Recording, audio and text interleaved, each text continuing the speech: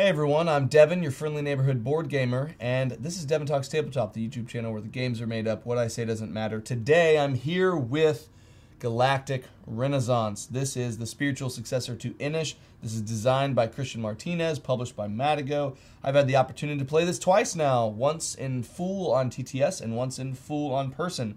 We have filmed a playthrough with Play the Game HQ. And I'm going to give you a little bit of a spiel on the game because I've got some first impressions and I wanted to share them with you. I like this. This is quite a bit of fun. It's good fun and it ramps up quickly in the end game. And what I mean by that is that there's a scoring threshold in this game that I have not experienced before. There are 30 points to be had, 30 points to dictate who is the winner.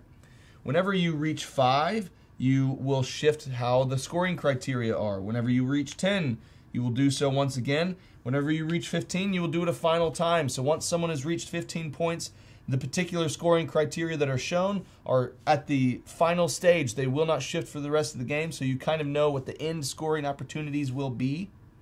However, that's just reaching to 15. Once you reach to 20, something unique happens. You have to make it from 20 to 30 or from below 20 to 30 in one fell swoop. You cannot just slowly inch your way to victory. You have to do it in one large point grab, which means if you ever try to go above 20 and you make it to 27 or even 29 all the way right close to victory, if you don't hit 30, you will drop all the way back down to 20. That's interesting because it means you're not always focused on scoring. You're focused on scoring when the moment is right. Every player in this game has a core set of 7 cards. You start with them. They're called your core team. One of these cards is your senator. When you play them, you can move an emissary to the hub, and then you can score. Now, scoring is going to be based off of the cards that are here. Again, between 5, 10, and 15 points, these will be different. If you're below 5 points, these are the scoring options that are available. As soon as you hit 5 points, this third one opens up. As soon as you hit 10 points, this first one flips. And as soon as you hit 15 points, this last one flips to where you have the final set. All 3 of these are what you're going to be going after once you hit 15 to make your push up to 30 points. That's unique, and that is activated by the senator and then occasionally by some very sneaky specialist cards, which we'll get to in a moment. These are your core cards, though, and they all have different abilities on them, and they have different ways of playing cards one after the other. If you look at the cards closely at the bottom, some of them have symbols beneath their actions, and some of them don't. In this game, you play as many cards as you can or want based off of that symbol down at the bottom. If it shows this green arrow here, it means after you do this action, you can complete another action, which may subsequently also have a green arrow or may not. If it ever shows this planet token here, that means that you are going to activate the power of one of your planets here. So this is Muskaxta, and Muskaxta has a green arrow as well. So if it's following whatever the planet symbol is, you can keep playing cards. However, other actions, like these 3 here, have no symbol at the bottom, and that means if you play that, then unless you have some sneaky way of circumventing it, you will be done with your turn afterwards. Another unique element of this game is that you're never shuffling this deck. This deck will always remain in the same order that you play it until the next time that you draw a hand and play the cards again. You may play them in a different order. But so if I play the senator first, and then the captain, and then the explorer, which isn't really even technically legal, but anyways, you get the point. I will actually flip these upside down and slot them under my deck, and that is the order in which I will draw them again unless I'm able to manipulate that in some other fashion. So you're also planning turns ahead by seeing how you want to play in whatever order you are, and you'll kind of be able to know when cards are going to pop up based off of the memory of what you've played. It's a clever card system that is only made more clever by once you leave the core team and you get some specialists. These specialists are incredibly unique. They feel so strong. They feel so crunchy and exciting. And whenever you get a card and when someone else gets a card, there's competing feelings. When someone else gets a card and you learn what it does, you feel so much dread and also jealousy that you wish you could have had that card. And when you get a card that no one else has, you feel this immense sense of satisfaction because you know that you've got a really strong play ahead of you. Now that we've kind of talked about the core game push, where you're driving towards 30 points, and you do that by playing through your cards that are comprised of your core team and also your specialists, then we can talk about how this game functions. This is an indirect war political game. It's a little bit of area control, it's a little bit of expansion, and it's a little bit of careful spatial manipulation. You have a limited amount of emissaries. They're not soldiers. Think of them as political envoys that are going to these planets and trying to represent your willpower there. You have emissaries, which are the figures. You have these institutes, which are the buildings. And then you have these non-player related foundations. These are also buildings that take up spaces of stability on the planets, but they don't belong to any one player. They are universal across the table. These are the only buildings and structures and units that exist in the game: emissaries, institutes, and foundations.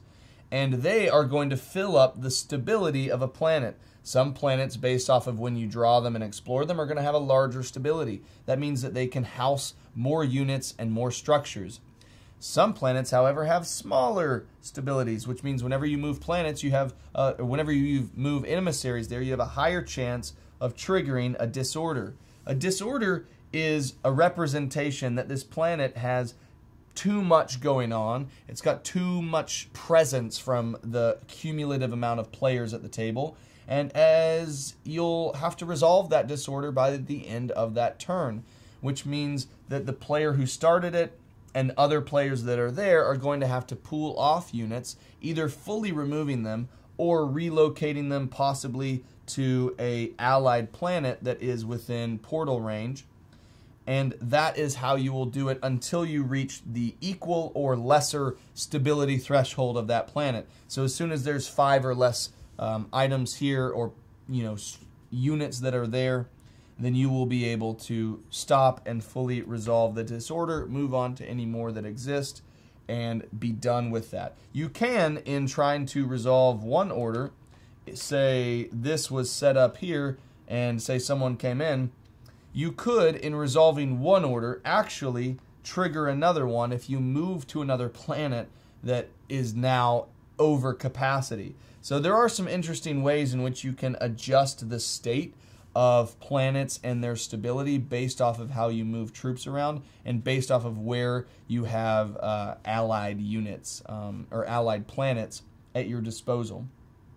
If you can see here, planets have several different things to focus on. So if I'm going to pop this apart for a moment, planets have the planet itself. Planets also have a planet tile that whenever the planet is explored has a particular ability that once you claim this planet tile through a particular card action, this ambassador action actually is the one that does it, you can take this planet tile and it becomes an allied planet, and whenever you use a planet token, you can use this allied planet token here. So that's one thing. A planet has its own tile, it's got a planet token and ability. Planets also have portals. Planets are going to have 1 or 2 portals, and I know that you can possibly already see on the board that over here Vojigantaj has 3. That's because this is the hub planet. It's kind of the central place that all of our individual home planets can go to, and then also from there you can disperse out to any planet that's going to be on the board, and alternatively from any planet you can go to the hub planet. But when you're exploring new planets like this one right here, you're going to have 1 or 2 portals. You're going to have 1 portal color from whatever planet you go from. So if I ever explore this planet from here, because this has a yellow or a blue portal, I could pick a yellow or a blue portal to go. And so maybe I'll pick a yellow, and that is going to create this yellow portal here. But if you have another portal, that is from wherever this space bunny is. This space bunny is going to be on blue, red, and yellow portals across the game. And every time you explore a new planet, whatever place the space bunny is on, this is now going to be a red token. So now this planet is going to have a yellow portal and a red portal. and then the Space Bunny will move to the next location, causing the next exploration to have a yellow portal.